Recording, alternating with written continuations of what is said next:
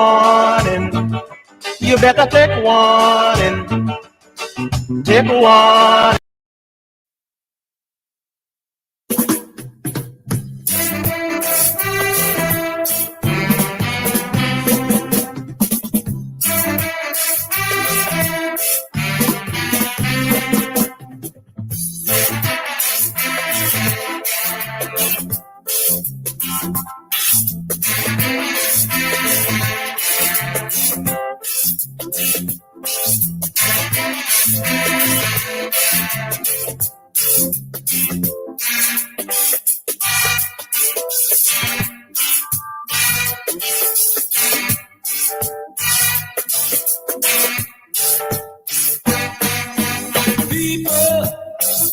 Let's get together.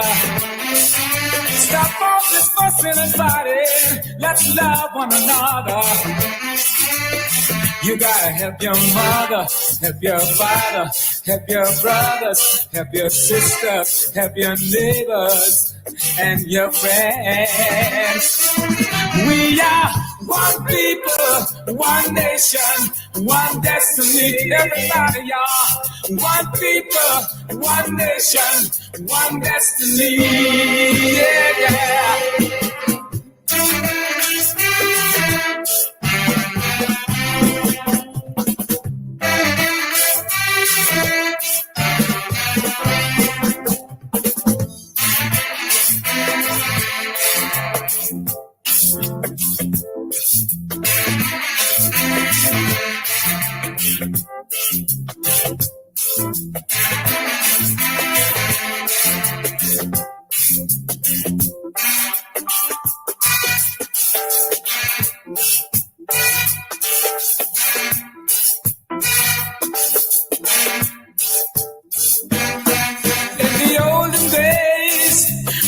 Separated. Now we are free. That's the way it should be. You gotta help your mother, help your father, help your sister, help your brothers, help your neighbors and your friends. We are one people, one nation, one destiny.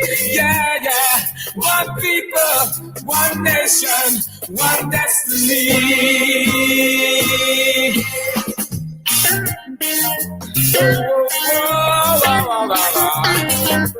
Yeah, yeah, yeah, yeah.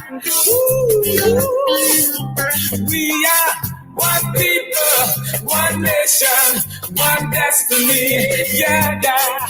One people, one nation, one destiny.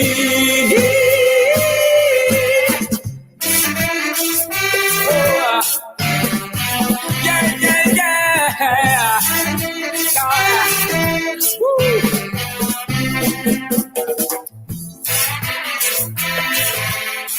Dude like this, reggae's another day, y'all. Move, y'all.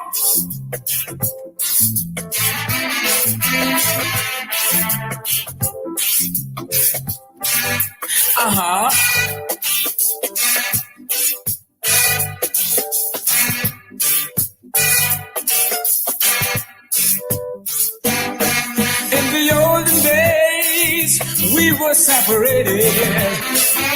Now we are free. That's the way it should be. You gotta help your mother, help your father. This is Attorney Helen Washington, owner and founder of the Washington Law Firm, located at 455 Utica Avenue in Brooklyn, New York. We're specialized in medical malpractice, personal injuries, matrimonial law, and landlord and tenant. If you're in need of legal representation, please give us a call today. The number to call is 718-877-3100. Consultation is free at no cost to you. So call us today to see if we can be of any assistance to your legal needs. Again, the phone number to call us is 718-877-3100.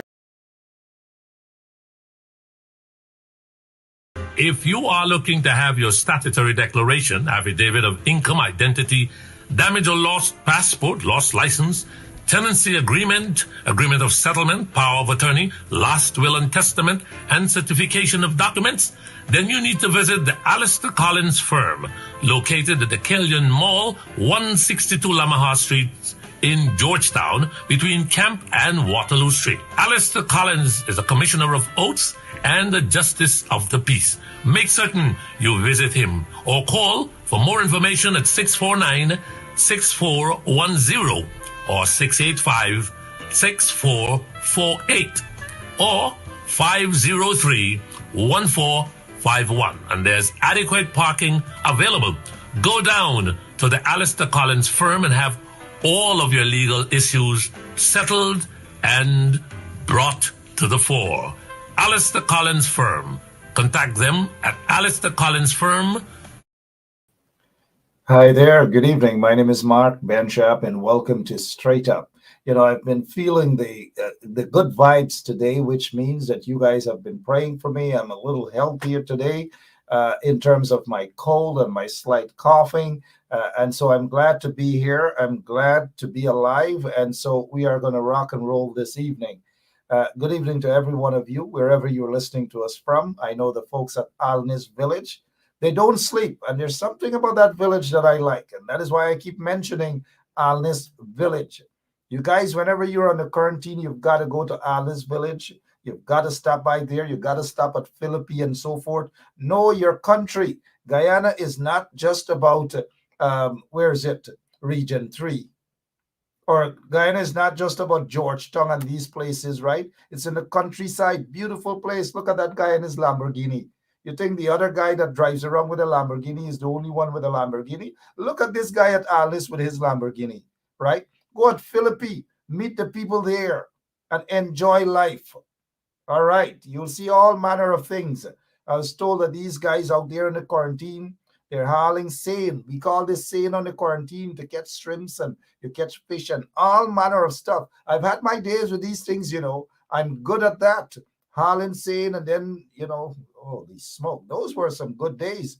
But now we have Air Finale saying to these folks, look, get your seine and haul and catch shrimps and they're going to export shrimps. All manner of things they're going to export now. I don't know, you know, people don't put things in shrimps. We haven't heard that as yet, but I'm sure they may have tried it with shrimps. But Air Finale is talking about exporting shrimps and catching shrimps and all manner of things. Whatever comes to this guy's mind, that is all he talks about. But anyways, our guest this evening, I don't know how to begin to introduce this guy. I'm going to look at some of your comments first. Our executive producer actually is in contact to see whether he has appeared or not. I want you guys to see whether you know Ganesh Mahipaul, the Honorable MP, whether you know him well enough. I'm not seeing him in the studio, which means, do you think he canceled on us tonight? Let me see before we get him on. All of you guys, Renee, Brenda and Maxine and all of you. Let me see if you guys know Ganesh because, you know, I don't know. You guys may have scared him off. You've been calling for him. Where is Ganesh? Where is Ganesh? Where is Ganesh? Holy smoke. Where is Ganesh? Where is Ganesh? Somebody, Debbie Pitt, is saying, we buy Ganesh is back. Well, I'm waiting to see whether he's back or not. I'm just waiting to see. Let me see if you guys can help me. If you know Ganesh number, call him, inbox him, tell him we're waiting for him right here on 107. I see Rita Clark is saying, welcome back, Ganesh. Garfield Collins is saying, share the link. You know, maybe I sound like, who is it that says, share the damn link, share the link. I got to start hollering on you guys, you know. I got to start hollering on you guys to share the link. Share the link. And once you guys are sharing the link, don't forget our Cash App. Don't forget our, I think Sharon, somebody got to call Sharon. I got to call Sharon and tell him it's not zealous. It is Zell. Zell. All right. Good evening to all of you guys. Good evening to Sharon Duncan as well. You know, everybody got their style. I'm not knocking at anybody at all. Because at the end of the day, guess what? At the end of the day, there is that big elephant that we're really after. That is, those folks are not governing Guyana properly at all. And so that is why our member of parliament and a friend of mine, yes, Ganesh is a friend of ours right here on 107.1 FM. He used to be an employee. We fired him. We fired him. So he got fired, but he's back with us this evening. Thank you, Patricia Kisun. Share the link, guys. I want to ask Ganesh lots and lots of questions. He's here with us. He's here with us. Osman Afraz, good evening to you, my friend. He's saying Ganesh missing in action like barbecue. I don't know who's. Oops, there he goes. I mean, come on. Let's not be that mean towards our brother Christopher Jones. He's missing in action, yes, but I'm sure we'll be able to get him at some point in time. Honorable MP, good evening to you, sir. Good night, Mark. Good night, and thank you for having me yet again on your program. I know it has been a while, but as you told me, backed by popular demand, I'm back. Yes, by popular demand, you are back, and we are glad that you're back to rock and roll with us on the serious program. We oftentimes call it a serious program because we discuss serious matters here. But let me begin by asking you, what have you been up to? Well, I have been doing my job as a member of parliament representing the people in my constituency in the National Assembly. And I have been focused a lot on myself also.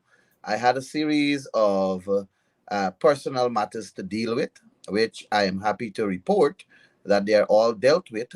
And I am basically back in the public sphere by way of social media and going on these programs. But that is not to say that I was not communicating with my constituency.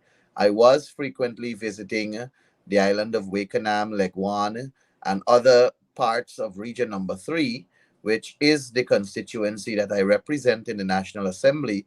And I was on the ground interacting with people and hearing their plights and offering assistance in whatever way I could have.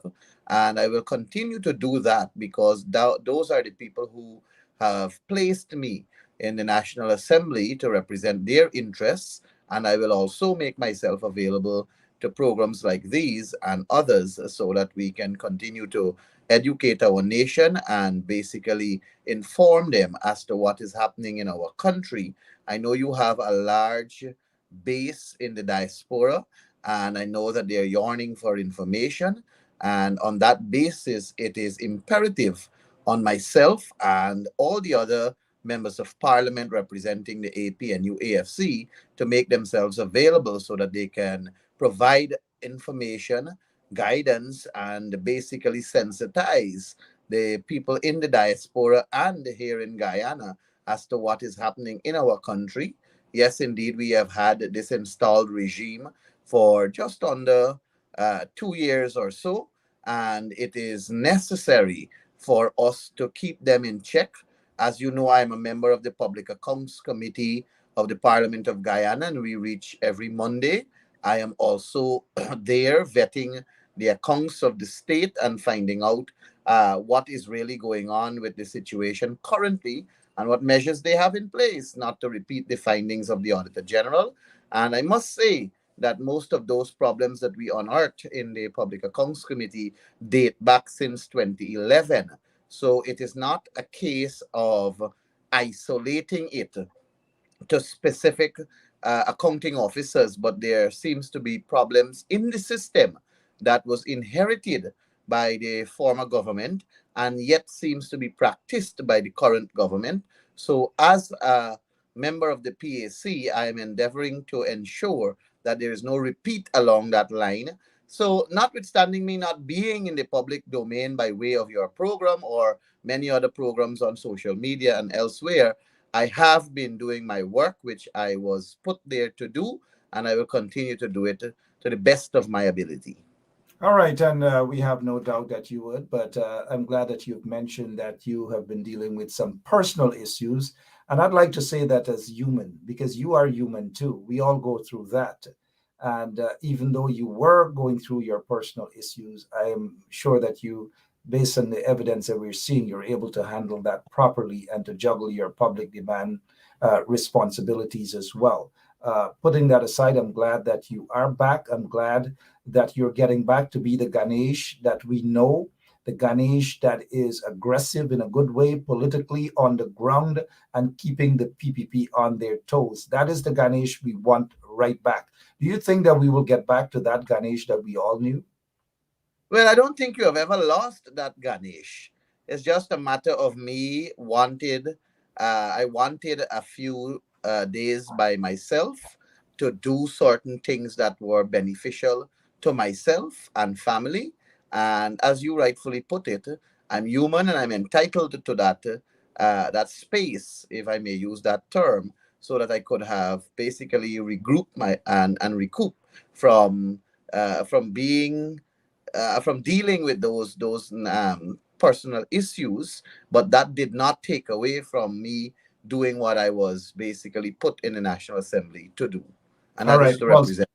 thank you so much, Honorable MP. It's 16 minutes after 9 o'clock. We ask of you that in order for this program to reach wide and far, we know that there are folks who are listening to us on the ground via the radio station 107.1 FM, because that's where we operate from too, not just social media.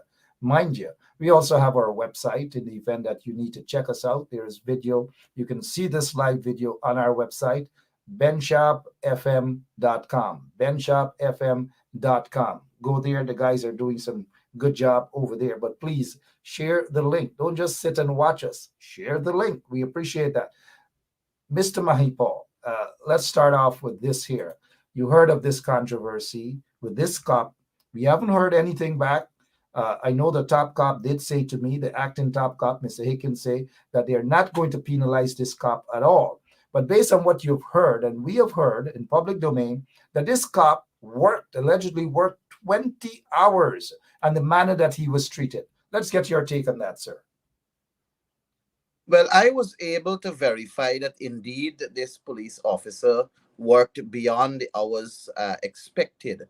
And notwithstanding officers of the law going through intense training and so on, it comes back to the fact that they're human beings too.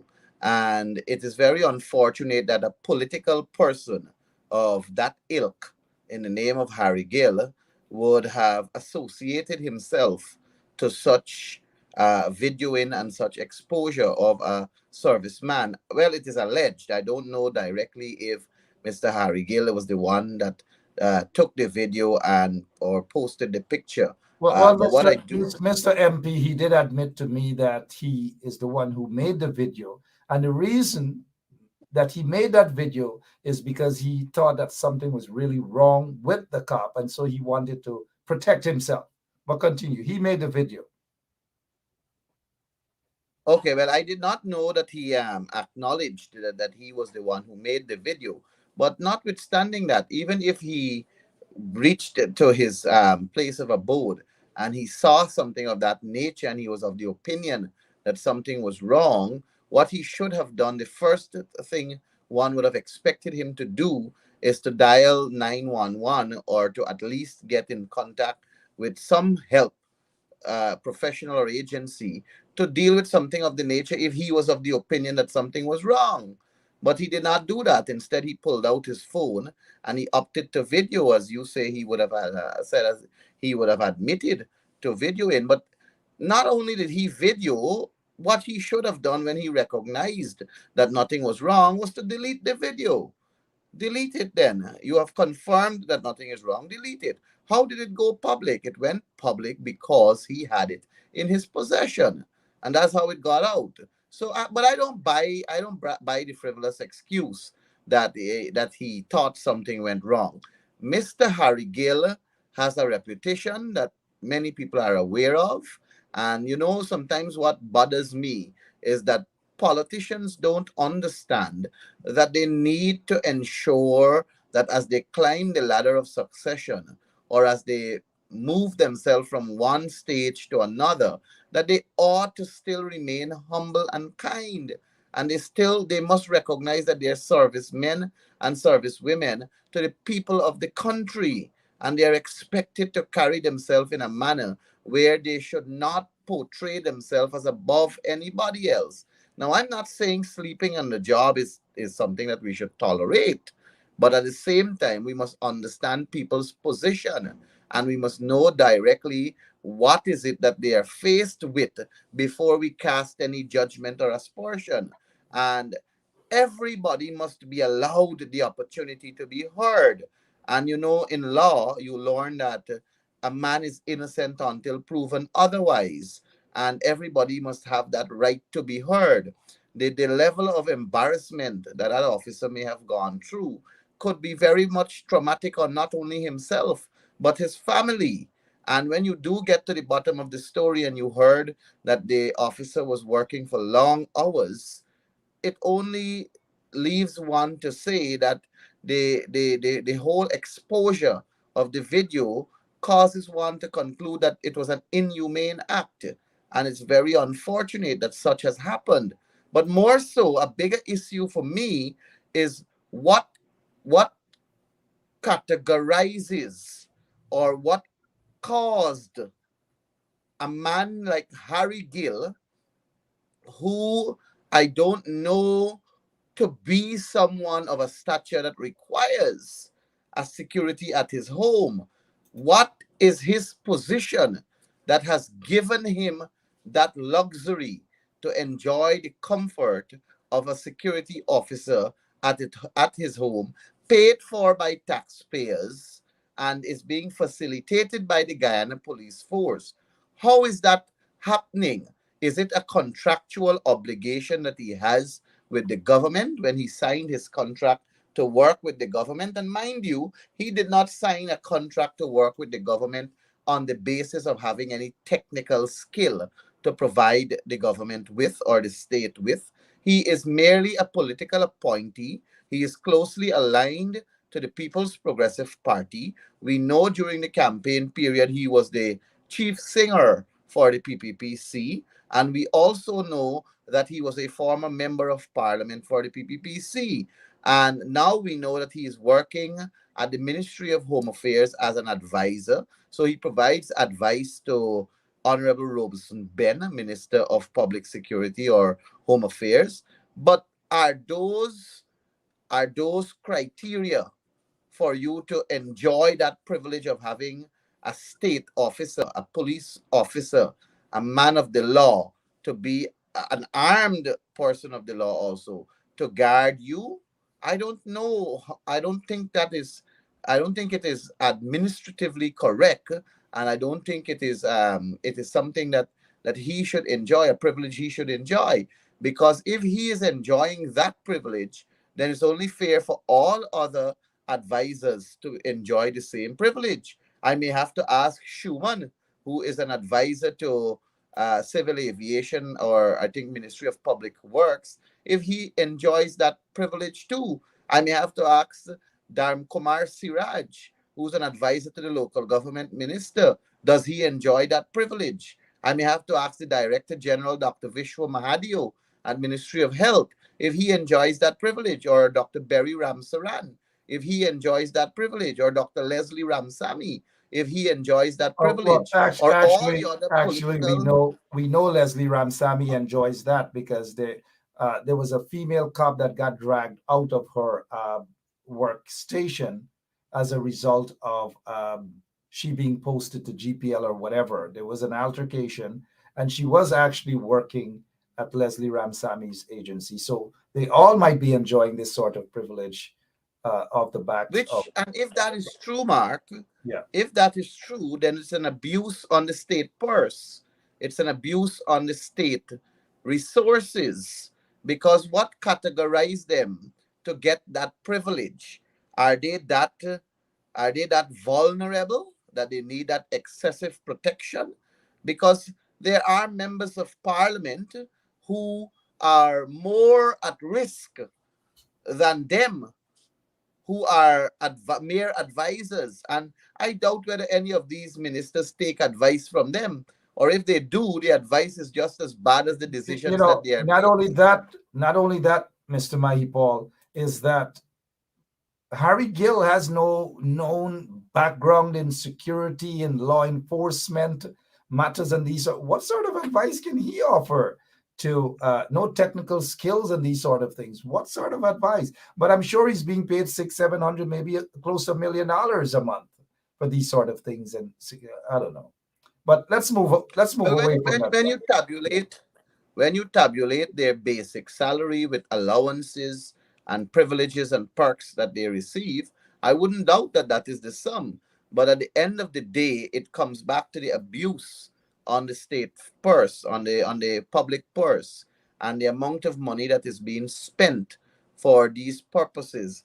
And perhaps that is a direction I will go down in terms of questioning of the ministers of government, because I would love to know what is the expenditure on these kind of practices, especially towards the state. We cannot be abusing the state resource like that.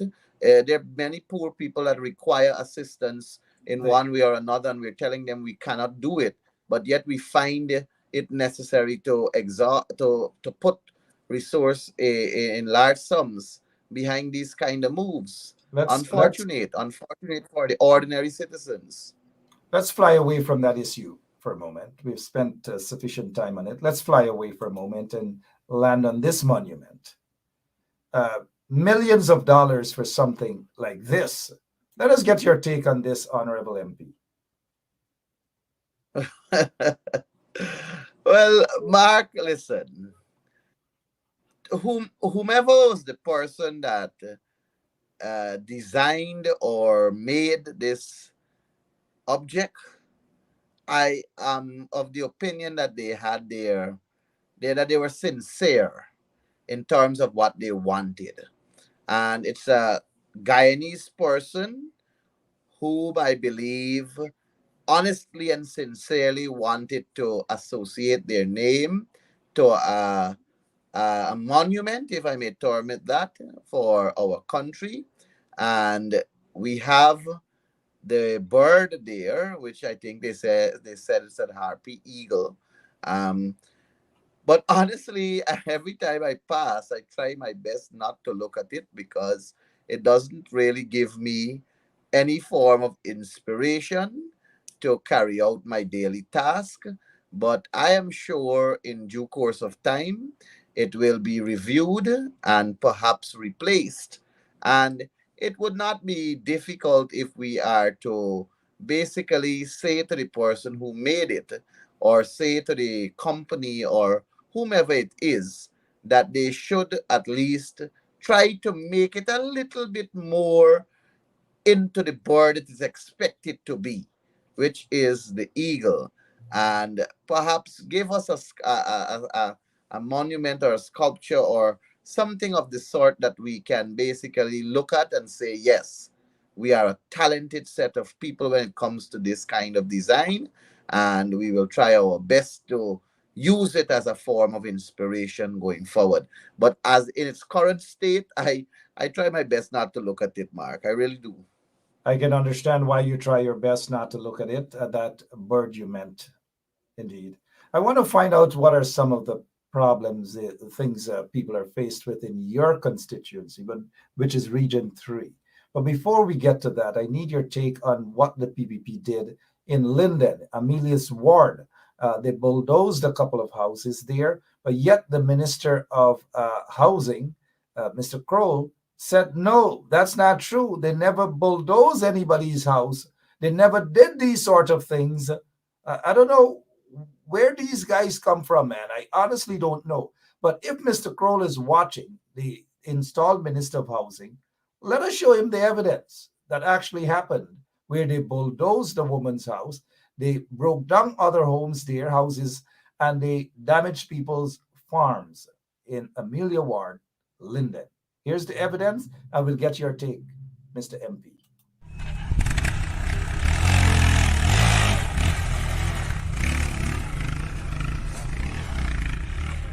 It's very sick.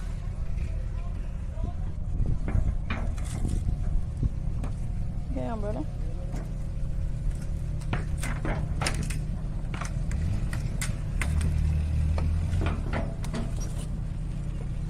can't hide.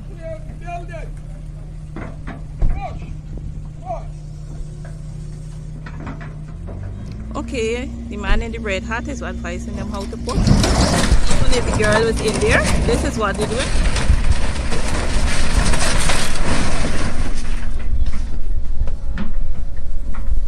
She put up resistance, so this is her pay for putting up resistance and asking questions.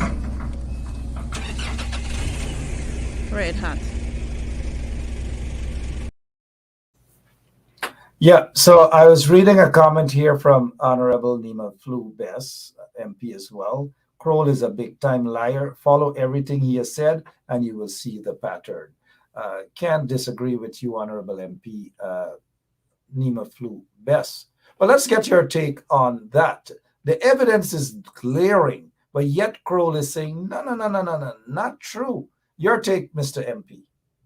If Colin Crowell is disagreeing and there is that degree of evidence before you, then one can only conclude that he's a pathological liar, and or he is unaware of what is happening at the level of CHNPA, and he's unaware as to what is going on in his ministry, and he should immediately tender his resignation as Minister of Housing and Water. In any other country, when things like this happen and it's exposed, and the public official, in the name of the minister, claims that it is not true, and you can substantiate it with credible evidence to like what we have there, then the proper thing for him to do is to remove himself from office, because it's clear that he does not have a hand on what is happening at his ministry, and he has no intention to even make a correction given that the evidence were put forth. He should resign. It is as simple as that. Secondly, it is unfair to this nation that they are engaging state officials. For example, what we saw there, members of the Guyana police force, to carry out these kinds of harassment. It should not be tolerated. The police is there to serve and protect, not to participate in the destruction and bringing uncomfortableness to the citizenry of this country.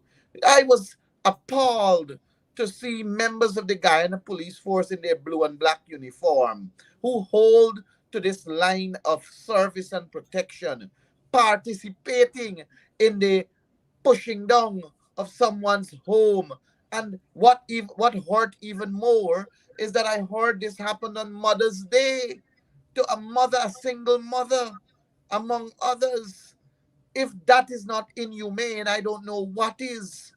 And it goes to show you what this regime is about.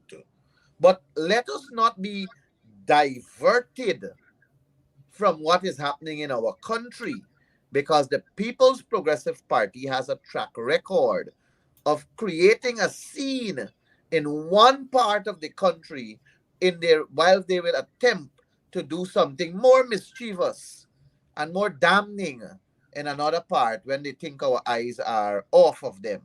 But we have to look at them keenly, observe and recognize, and we must not have short memory.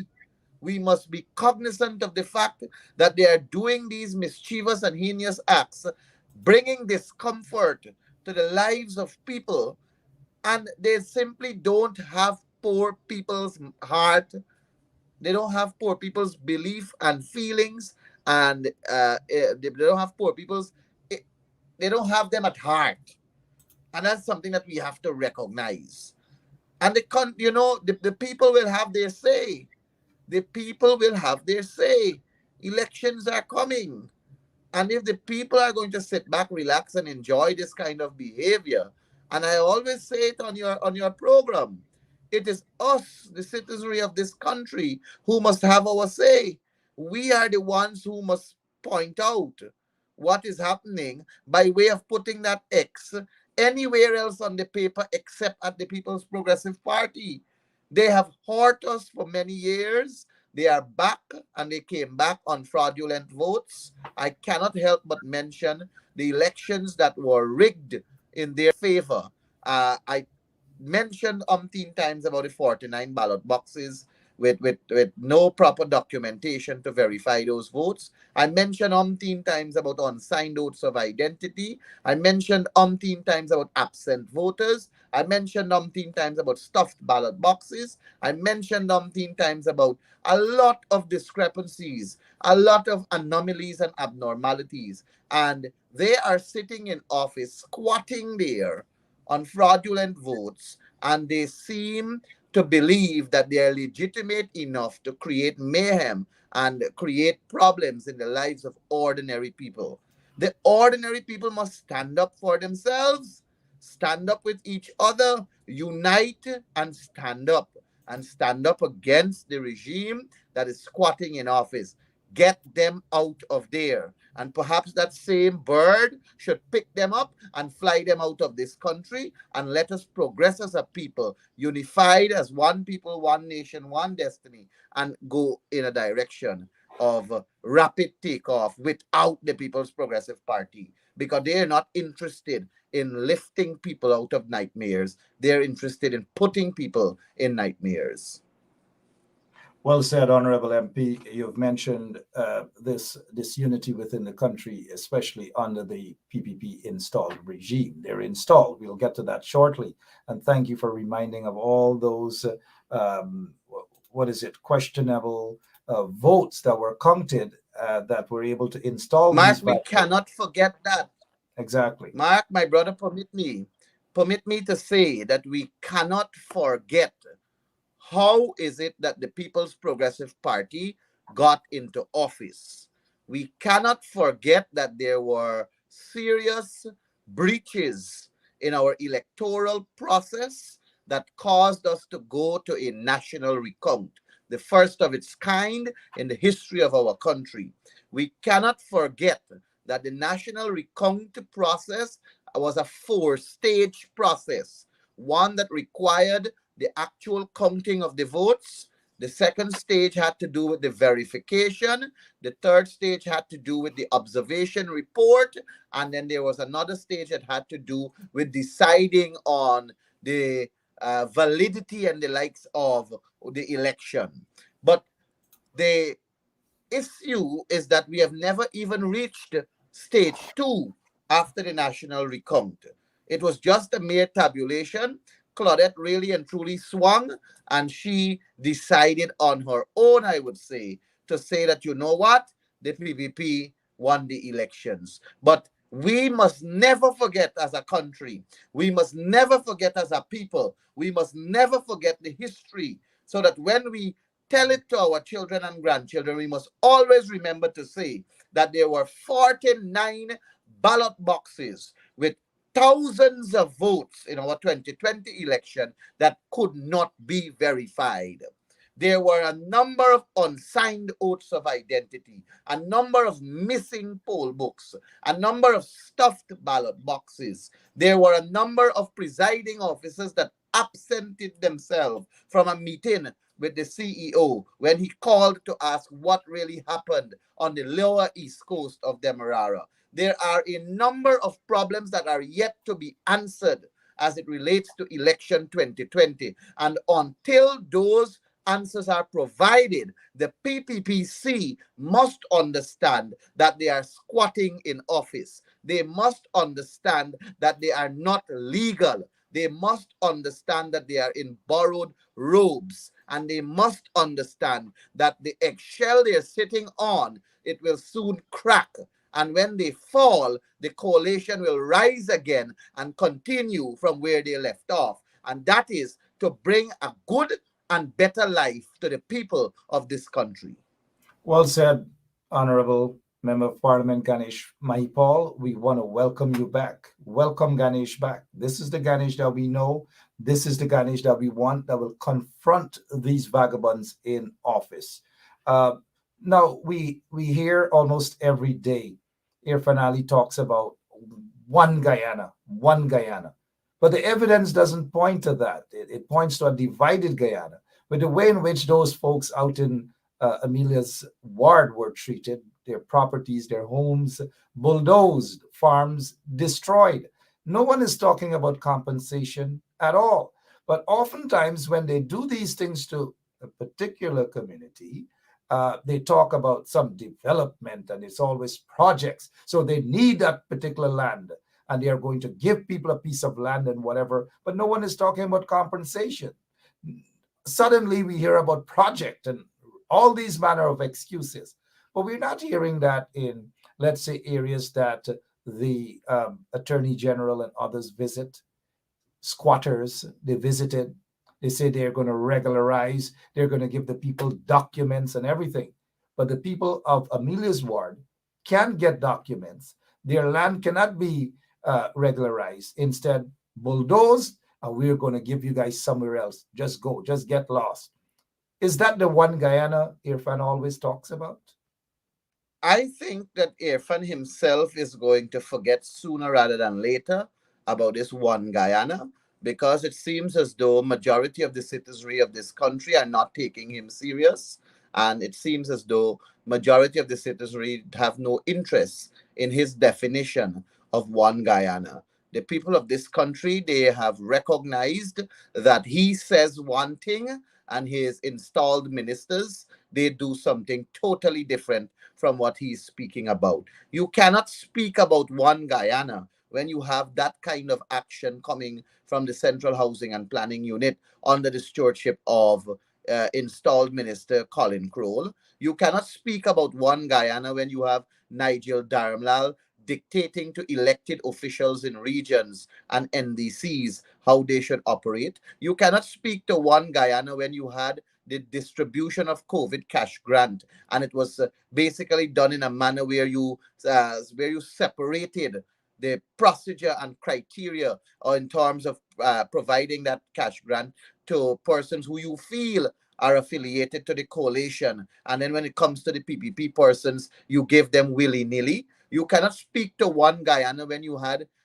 grants giving out to farmers in the Berbice area, West Coast Berbice, and elsewhere, and you basically provide it in a haphazard manner, and you have basically segregated and put aside persons you perceive to be coalition supporters. You cannot speak to one Guyana when you have number of people that were fired from their job simply because you believe they're associated to a political party. You cannot speak to one Guyana when you have no respect for Article 147 of our country in the Constitution of Guyana, that speaks to the freedom of assembly, that speaks to the freedom of association, that speaks to the freedom of us participating in any political party we choose to. You cannot speak to one Guyana when you have Region 4, 7, and 10 being isolated from providing and producing a budget of their own through their elected councillors. You cannot speak to one Guyana when you are enjoying a boat ride and you're enjoying the good life with the money people and the poor people are suffering to make ends meet. You cannot speak to one Guyana when cost of living is so high and you seem to not do anything about it. You cannot speak to one Guyana when you have public servants that are suffering for a daily bread, wishing to have an increase in their salary so that they can make ends meet. You cannot speak to one Guyana when you, as the president, as they say, the president, and you are saying one thing and your installed ministers are saying something else, but yet you seem to have no control in terms of dealing with it. You cannot speak to one Guyana when you have a Speaker of the National Assembly trying to shut up the opposition side of the House and not allowing them to debate pertinent matters as it relates to the livelihood of the people of this country. So stop being a hypocrite to the Guyanese people. Stop being duplicitous and start being real. If you want to see change and you genuinely want to have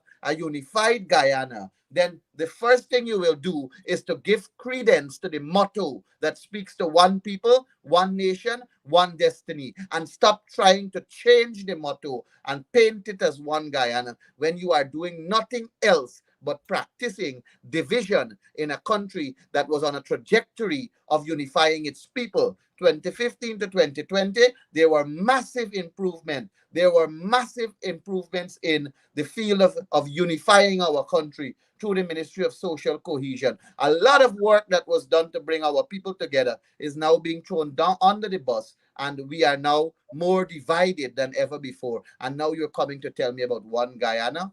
Man, get from here. Absolutely. Well said, Honorable MP. We know cost of living all across the country. People are complaining every single day. It doesn't matter whether they're supporters of the coalition or they're supporters of the PPP or whatever, or whomever they support. People are crying out every day. The people in Blackbush Pola, the people of Port Brand, the people in Linden, the people in Ituni and wherever else, all across Georgetown, they're complaining cost of living is very high. What about the people in your region of which uh, you're the MP for that region? How are they holding up, sir? People are complaining bitterly about the cost of living, Mark. Bitterly. You see, the salary of the workers are not going up, but every day things in the shop are going up. And that is what is causing people to be frustrated. I know we have a sitting of the National Assembly on the 17th, which is next week, Tuesday, and we will be debating the mental health bill. I don't know if the mental health bill was brought by the PPPC now in an effort to basically fix people that is within their own domain, because they seem to be suffering from some mental illness by not focusing on assisting our people. This is a bill, by the way, that was crafted and focused on in terms of introducing it to the National Assembly for us to approve so that we can assist people that naturally have mental illness. But it seems as though people from the government side who are sitting in the parliament, they need it more than those people, because they seem to not be focused on their fundamental work, the fundamental that is necessary, which is to ease the pressure and burden of the taxpayers and the poor people. Region 3 is now no exception. Region 3 is all everything in Region 3. People are complaining very much so about the cost of living and how heavy it is on them. And not only cost of living, but the practice in terms of the influence these political appointees have in with reference to the NIS. People can't go and get any proper service at NIS now. GRA in Parika, same complaints you're getting. The police at Glenora, same complaint you're getting. This education department, nothing proper. The regional administration, nothing proper. It is as though we have gone back 10 to 15 years from where we were 5 years ago. And it seems as though the practice is no longer to bring good service to our men and women of this country, our citizens, but rather to fill our pockets of our friends and family and just run the country in a haphazard manner with no intention of bettering poor people's life. It is very shameful and disgraceful what this government, this installed regime is doing to our people. And I trust that our people will take heed and recognize that they have to get their boots on the ground, walk with us, talk to people, encourage them to recognize that if we continue with this installed regime, then it's doomsday for our children and grandchildren. And if you want a better Guyana, fight for it collectively. Fight for it collectively. Let's do it together and let's do it with a will. Well said, MP Mahipaul. The sugar workers, IFLAT Estate, mind you, I say IFLAT Estate, not IFLAT University, but sugar workers throughout the country, their eyes have opened to the lies, spoken by the PPP lies, and they know that they've been taken for granted. They know that they've been used by the PPP regime. What is your take on how the PPP insults the sugar workers throughout the country, and that sugar is actually dead, and they don't want to say that? Mark, I'm going to be very brief on this particular issue. Sure. The sugar workers, they have enough evidence before them that even if they can't read and write, even if they're not literate enough to understand, they have enough evidence before them to decide on their own whether the PPPC was right for them or whether the APNU AFC was right for them. They have enough evidence. We have been speaking about sugar since I know myself coming into politics. And I know that we focused on it greatly during our 5 years with an intention to better sugar workers' lives. We did not want them to continue to work in vain. And at the same time, we did not want to continue to just take monies from the treasury and pump it into the Gaisuku industry. But now the sugar workers are seeing that what we were saying was accurate. And it is only left for them to do what is correct. And they know what is correct. I wouldn't even mention it here. All right. Well, we're looking at the time, 50 minutes after 9 o'clock. Lots of other things that we can talk about. We already spoke about the One Guyana, the so-called fraudulent One Guyana. Speaking of the guy who oftentimes talk about One Guyana, I have noticed that the Canadians have lifted the ban on him. So he visited Canada over the weekend. Again, more and more propaganda. But you mentioned boots on the ground. People have been saying they need a more a proactive approach by members of parliament and boots on the ground to confront. There's so many things to confront this illegitimate regime on. They're stealing the monies, millions and billions of dollars every single day. They're giving out contracts to friends and cronies and all these different things. Boots on the ground. Are you guys prepared to increase this aggression, this legitimate aggression against the PPP and the ills in society? Well, most definitely we have to increase it. And I'm happy that you used the terminology to say increase it, which means that you are recognizing that we are on the ground, which is good. Because I know sometimes I have to spend minutes defending the work of our coalition MPs. And it is necessary to do that because I understand the position and situation they find themselves in. But they are working assiduously, all our MPs. I can point to every single one and defend how much I know of them working very hard in their respective constituencies.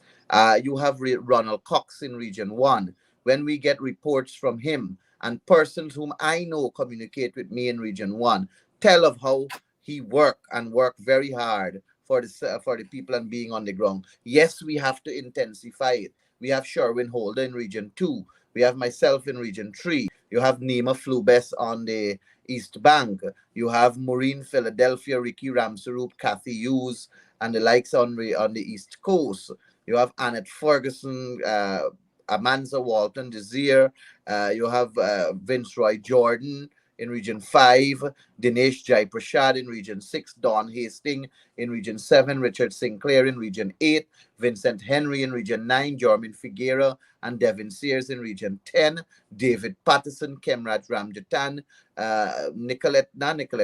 Dr. Cummins, all of them, Geeta Chandan, Edmund, all of them are working assiduously, hard, and to get the information out to our people.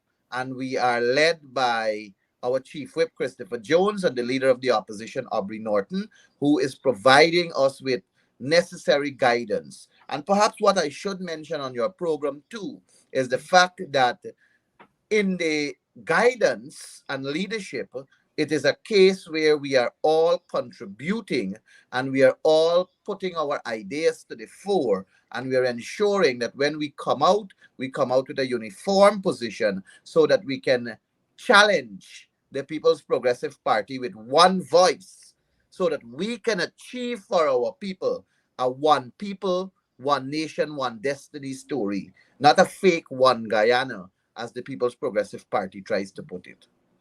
All right. I know COVID-19 is still not gone. It will be nice if we can actually hear from the Shadow Minister of Health. You have mentioned her name there, Dr. Cummings. We haven't heard from her in a while. It'll be nice to hear updates on the COVID-19, at least the COVID-19 situation. Good evening to Dr. I'm sure Cummings. she wouldn't have a problem appearing on the program. Yeah, well, I'm sure she would. I haven't seen her and a lot of them in a while. And you see, That is the problem. We need to see them. We need to hear from them. Yeah, but We just Mark, don't need to hear that. similarly, you didn't see me for a while, but I Yeah. know that I was still on the ground dealing with work for the people of this Yeah. country. So let us not assume that because you or your viewership, whom I love by the way, did not see them means they're not working. They are working and they're working. Ganesh, when Barack Obama, before he ran for the Senate seat, he was on the ground. He was visible. He wasn't saying that he was doing secret work. He was visible. And in politics, if you're not visible, your opponent, no matter how little your opponent has done, they will get the credit. Oh, So trust me, politics we is are not about visible. secretive work. It's No, no, about no, no, doing no. the I'm work not. and letting the public know. Ganesh, Mark, we need I to am see, we saying to need to you, hear. I am Yeah. saying to you, my brother, the members of parliament of the coalition, opposition, are visible. They are visible in the communities, in the respective areas. They are knocking at doors, they're speaking to people. They may not be doing it at a satisfactory pace in your view. And I'm not disputing that we need to intensify it. But I'm also saying to you that your platform and the many other online platforms that are available is one way of the of hearing from us. But there are other ways of how other people hear from us. When we go into Parika Back Dam, or we go to Hague Back Dam, or we go to Blackbush Polder Back Dam, or we go to Crabwood Creek or Molson Creek, or we go to Matakai, or we go to some other place that is isolated in terms of technology and so on. But the fact is, we are on the move. If you check on these MPs' Facebook pages, you will be familiar with a lot of their work. Amanza Walton Desir the other day was in a boat, a small canoe, paddling going somewhere to reach with citizens so that we can assist in whatever way possible. But don't get me wrong. I am not saying that we should not intensify. I'm supporting your call for us to intensify our actions and be more frequent in terms of our presence on the ground, because a lot of people are facing dire situations and they require our presence, and we have to intensify so that we can meet their demands, and we can also uh, walk with them as we walk and get that bird, as I told you about, to hoist the PPP and fly them out of this country.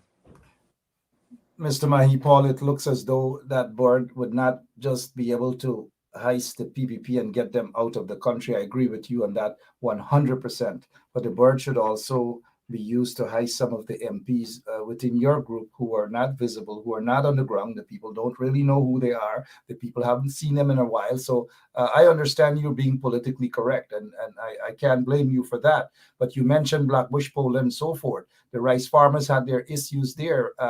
You know, when was the last time an opposition MP went into Johanna, Mybe Curie, Les Beholden, and those places on the quarantine? They got a village called Epsom, the Eversham, flooded, and all these manner of things. So, you know, I know the other side of the story, so I don't need to hear, with all due respect, about who got in a little boat and took up in. That's, you know, that's besides the point. But we are yet to see and to hear about local government elections. When the coalition was in office, we've had two local government elections held. Kudos to the coalition indeed.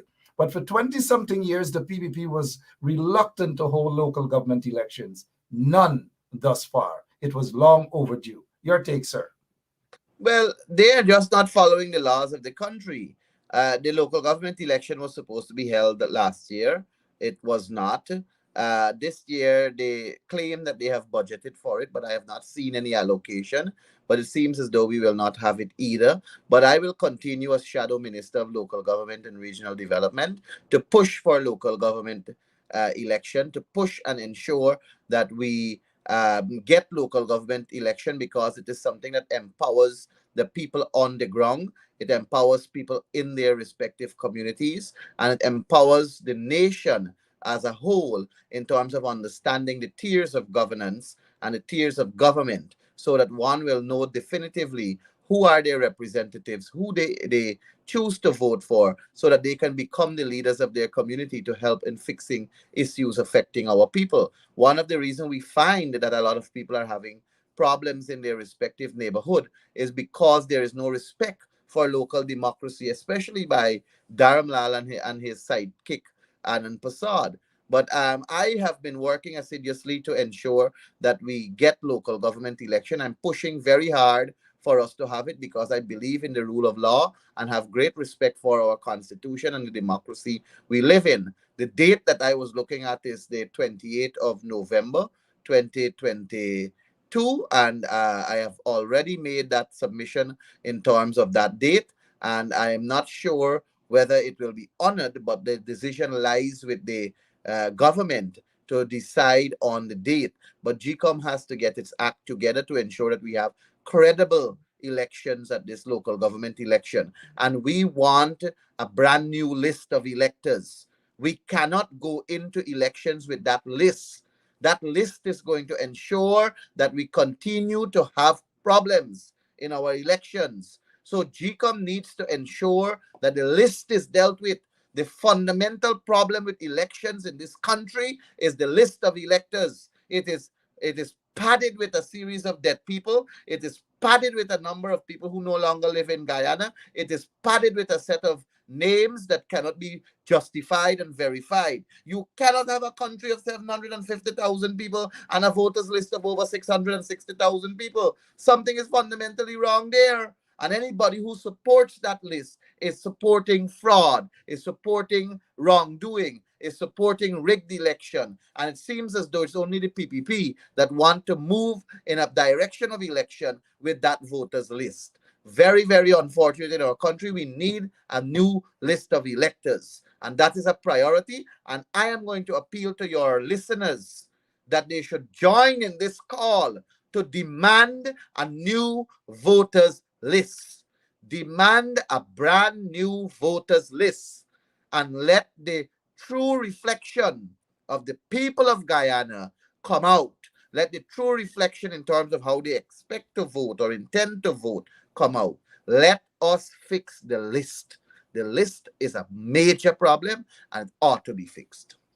I agree. It should be fixed. It should have been fixed even before the 2020 elections. That explains the fraud.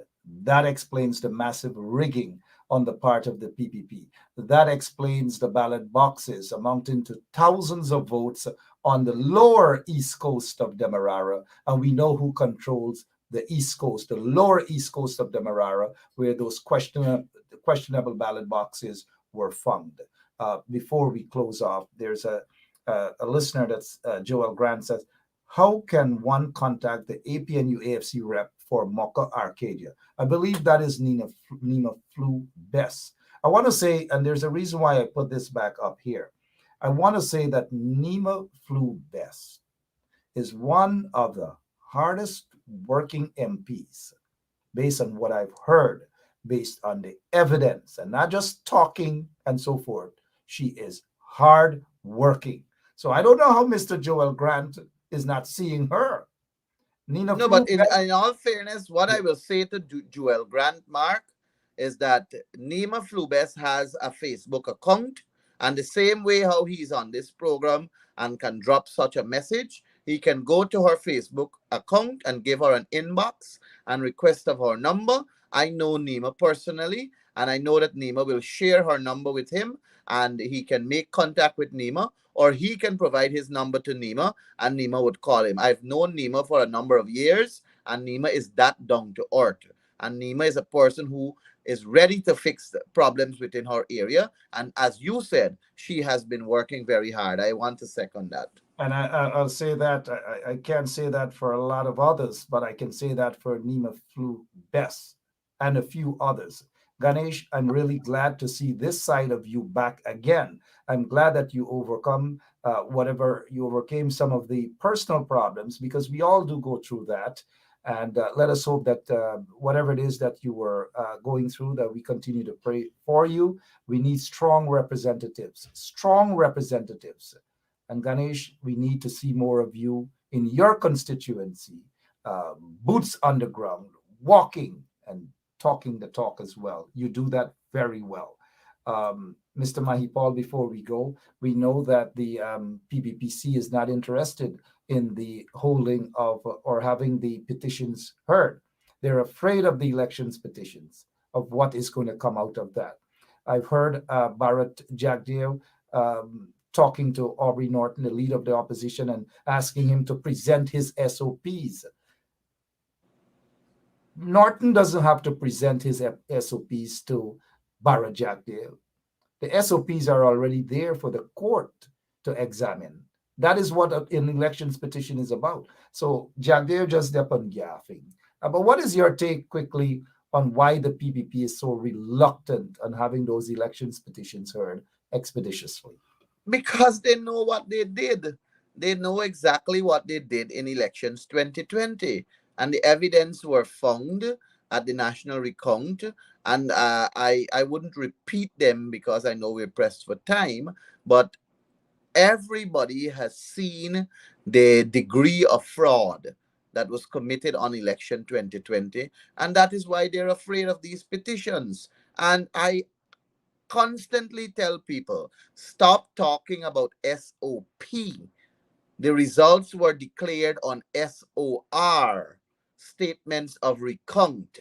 And the statements of recount are accompanied by observation reports. So when you want to get to the bottom of elections 2020, the best evidence that can substantiate the claim that is made in the petitions before the court are the SORs along with the observation report, and you will get a clear picture as to what happened in elections 2020. Yes, SOPs are the original documents for the declaration, but we moved away from SOPs in 2020 elections and we went to SOR.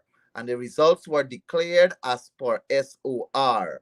And the SOR, as I said earlier, has observation reports alongside them that is good enough, credible enough to substantiate the fraud in elections 2020. And even Claudette Singh said that she was basically amazed that there were so many frauds that were found in election 2020. So the reason why the PPP don't want those petitions to go through, and that's why they're fighting, is because they have no interest in knowing what is it that they did, because they are the culpable ones, the guilty ones of committing the offense on the people of Guyana. Thank you so much, Honorable MP. As we prepare for your closing remarks, I'm glad that you were able to take whatever it is, transportation, whether it's a minibus, whether it's a taxi, whether it's your Lamborghini, or whether it's a small boat to reach here.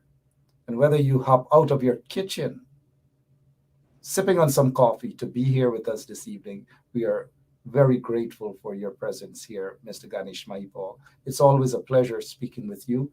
And I appreciate the fact that you're now back to your true self, 100%, to represent the people. I have no doubt that you wouldn't be doing that. I know that you will. The people want you to. The people are thirsty for representation. And please, don't disappear from us again.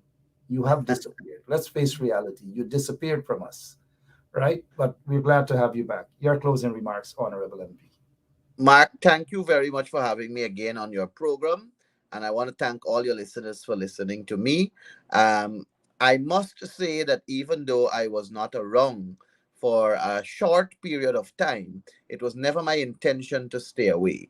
I was dealing with some genuine issues that required my attention, and I'm happy that they're over, and I'm happy that I am back with my people. I'm happy that I'm back with the viewership of 107.1 FM Benchcop Radio, and I will be making myself more available in the public space, and I will continue to also walk the walk and talk the talk at the level of representation for the people of this country. I want to thank the many who have called and who would have supported me and who would have asked about me and inquired in one way or another. And I want to say that we must continue to do what is right for the citizenry of this country if we expect our children and grandchildren to become stalwarts in their own rights in our beautiful Guyana. It is a Guyana that we must fight for, to better the lives of all so that they can move in a positive direction and develop for all to benefit from. Thank you very much for having me again, Mark, and do have a splendid rest of the night. And thank you so much for accepting our invitation. Give my regards to all of your colleagues, all of the MPs, those who work hard, those who just deb out, or those who try a little thing. I like how you spit your 1-2 punches, I can rebut them, but I wouldn't waste the time right now. We're glad that you're back, Honorable MP. Hope to have you back Thanks. soon, right here on 107.1 FM. Have a great night, sir. Have a great night to you and your viewers too. Thank you very much. Good. Honorable MP Ganesh Mahipaul, you heard him. He's back 100, well, at least close enough to 100%. Ganesh is Ganesh, but we want to see the Ganesh that we met, that we all knew, that was introduced to you guys right here on 107.1 FM at the Recon Center, and even during the elections. Whatever slowed him up over the past couple of months, as he indicated, some personal matters. We all do go through that at times, and we're all human beings, right? And so we're glad that he got that aside and that he's back with us. We don't want him to fly away like that bird ever again. We want him to remain with us. But we want that bird to be able to pick up all of the those PPP fat cats at Freedom House or at Office of the President and fly them away somewhere.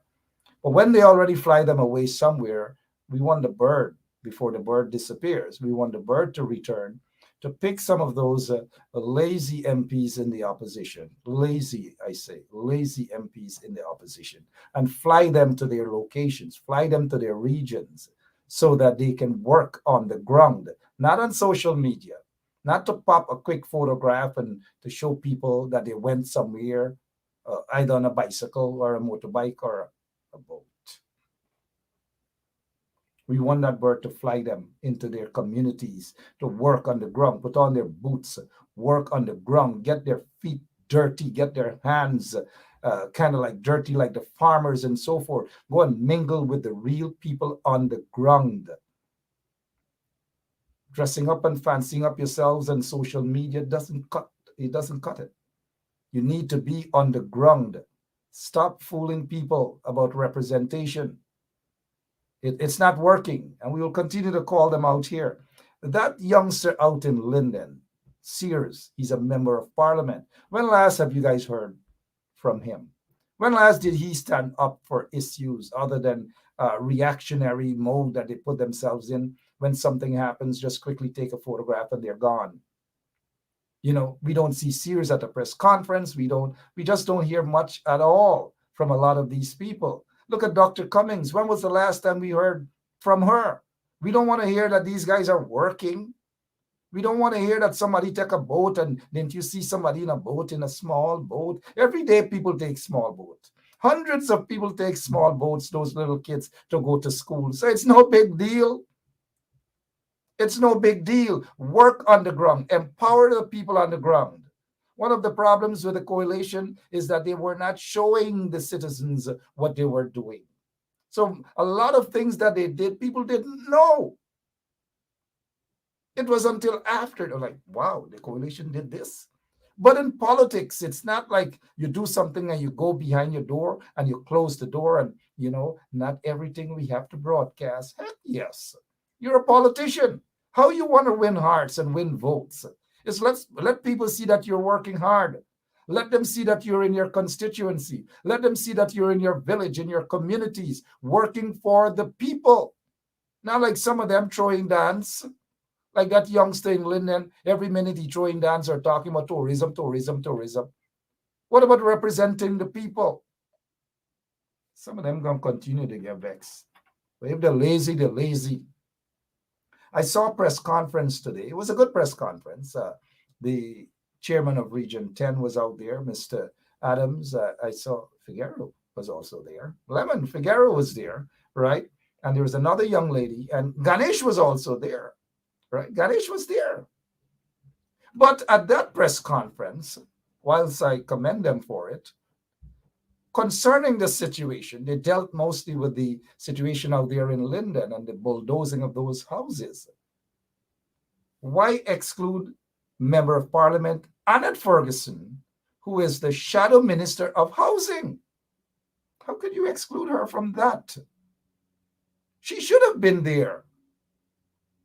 Maybe I should invite the Honorable MP Annette Ferguson tomorrow night, if we don't have Tom Anderson, that is, tomorrow night. We need to hear from the Shadow Minister of Housing. And usually when you have these press conferences, man, sometimes it's too long, 1.5 hours, 1 hour and 45 minutes, and all these different things. I don't know, man. Too much people want to get, and when somebody's making a point, let the other person at the head table don't try for pushing and feel that he or she must make another point and make a point.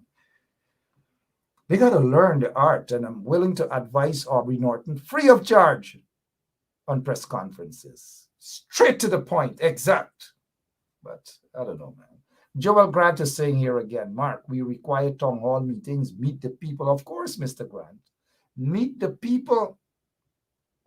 Where is Christopher Jones? Where is Dr. Cummings? Where is Annette Ferguson? Well, Ganesh said, what's her name? Was Desire Walton. She was in some small boat going somewhere. Well, we can't ask about Jaretta Fernandez. She's always in the kitchen, right? In the morning, they're representing you guys.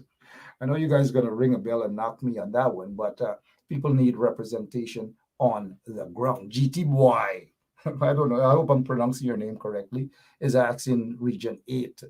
The representative for Region 8 is Fernandez, I believe, but you can always inbox or chat with her live when they're in the kitchen talking, representing the people in the kitchen. Gotta come out of the kitchen, represent the people on the ground. I've been around long enough to know when people trying a thing, and I know when politicians are trying a thing. I know that, right, Miss Rampat? A lot of them are trying a thing, but they ain't gonna get past me at all. Ian Williams is saying they haven't heard from Christopher Jones for a while. Where is Christopher Jones? Where is Christopher Jones? He's the chief whip. Like, he no longer has that whip. I don't know. But they're going back to Parliament on the 17th, which is next Tuesday. We love to see them anyway. We love to see them. We love to see them back in Parliament. Somebody said somebody is on the ground. Who is on the ground, Bentley? You tell me somebody just hop by, take a quick photograph and disappear? Look, man, politics is more than that. And our young politicians, the members of Parliament, they have to know that politics is not a quick drive-by, take a photograph, pretend like you're crying with the people and you disappear. Don't try to insult my intelligence at all. I know when people are on the ground, they stay on the ground, they stay in a community, they develop a community, they empower a community, they find programs for a community. I think Nima Flew Bess is doing that within her community. That's why I like Nima Flew Bess. She's one of the hardest workers. They have a couple of others, yes, but Nima Flew, she's always out there working. Good night to you, Nima Flew Bess. Good night to all of the other MPs. It's nothing personal. Y'all got to work hard.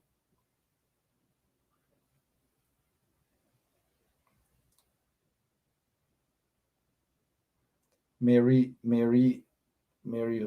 Jane is saying, trying to keep up with it. Mary Jane, oh gosh, man. Just sleep early, get up on something so you could watch the show. Hope all is well with you and the family, Mary. Right? Mr. Rampat is saying, is a set of sweet girl and sweet boys MPs. IUVEX, IDC, right? For the older folks, IDC means I don't care. See, I know a thing or two, right? I'll be back tomorrow, same place, same time. They got to work. They got to work. They got to work. Come out of the living room. Come out of the AC offices. Work. Let the Shadow Minister of Health tell us about the COVID and how it's affecting communities and so forth. It's not yet gone. I've read that about 2 or 3 of them are in the folks are in the ICU. The COVID, it's not gone. Come on out, Doctor. The doctor, you know which doctor I'm talking about. She's the Shadow Minister of Health for the coalition. Come on out. If we got to send a little boat for you so you could jump in a little boat. Boats are fashionable these days, right? Anyways, I've got to go. I'll be back tomorrow. Same place, same time. Good night to all of you. God bless you. Continue to stay sweet. Continue to be strong. And continue to keep hope alive. So long. So, this is attorney Shellen Washington, owner and founder of the Washington law firm located at 455 Utica Avenue in Brooklyn, New York. We're specialized in medical malpractice, personal injuries, matrimonial law, and landlord and tenant. If you're in need of legal representation, please give us a call today. The number to call is 718-877-3100. Consultation is free at no cost to you. So call us today to see if we can be of any assistance to your legal needs. Again, the phone number to call us is 718-877-3100. This ain't a long time, this ain't a long time, this not a before time. This ain't a long time, this ain't a long time, this not a before time. This ain't a long time, this ain't a long time, this not a before time. Long time got them long, long logy, now you got them bungalow. Long time got them long, long logy, now you got them bungalow. This ain't a long time, this ain't a long time, this not a before time. This ain't a long time, this ain't a long time, this not a before time. Long time got them dirty down, now you got them concrete road. Long time got them dirty down, now you got them concrete road. Long time got them dirty down, now you got them concrete road. Long time got them dirty.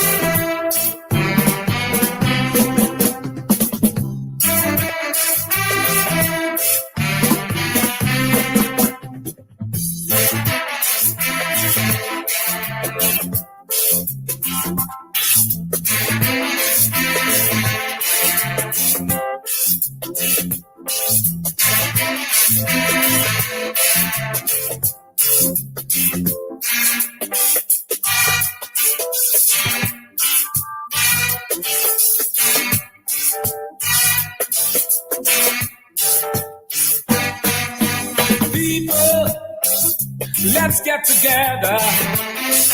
Stop all this fussing and fighting. Let's love one another. You gotta help your mother, help your father, help your brothers, help your sisters, help your neighbors and your friends. We are one people, one nation, one destiny. Everybody, y'all. One people, one nation, one destiny. Yeah, yeah.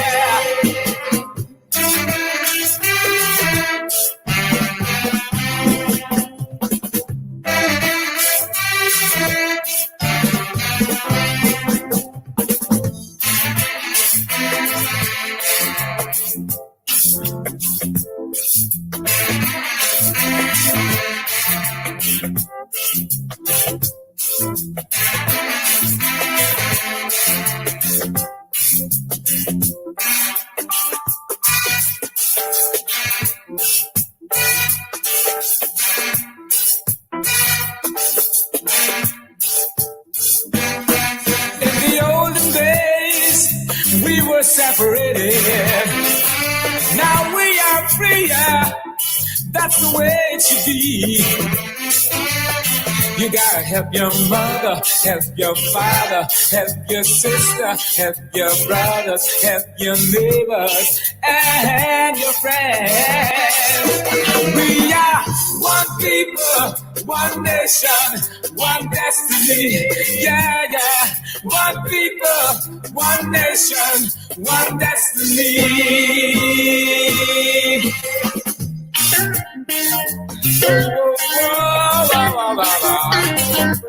Yeah, yeah, yeah, yeah. We are one people, one nation, one destiny. Yeah, yeah. One people, one nation, one destiny.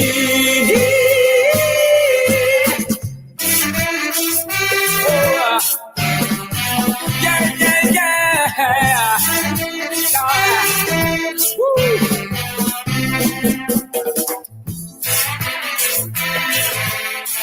Do it like this, reggae's another day, y'all. Move, y'all.